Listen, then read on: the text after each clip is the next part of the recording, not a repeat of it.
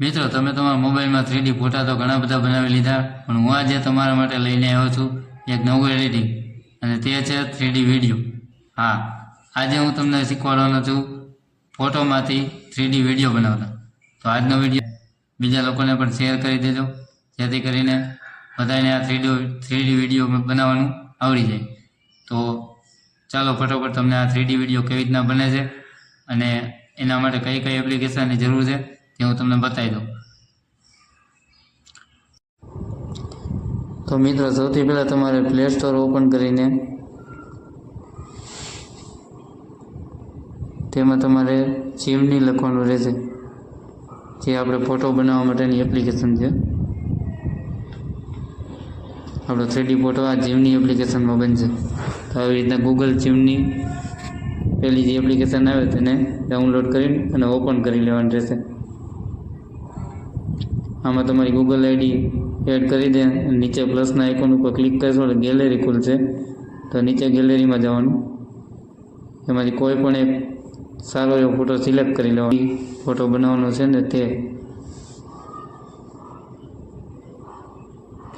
આ નીચે પ્રોમ્પ્ટ નાખી દેશો એટલે તમારો ફોટો 3D બની જશે.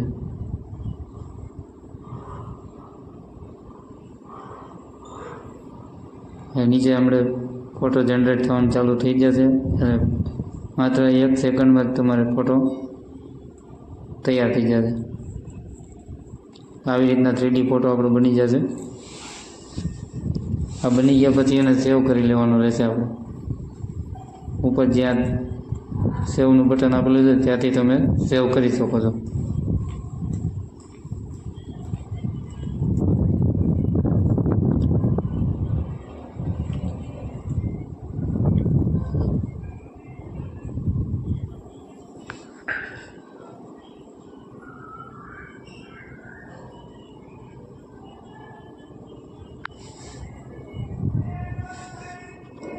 ત્યારબાદ બીજી એપ્લિકેશનનું નામ છે પિક્સાવર્સ.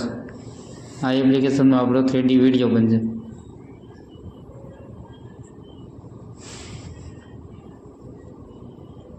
તો એના માટે જે આપણે 3D ફોટો જે આપણે બનાવ્યો હતો તે સિલેક્ટ કરી લેવાનો રહેશે.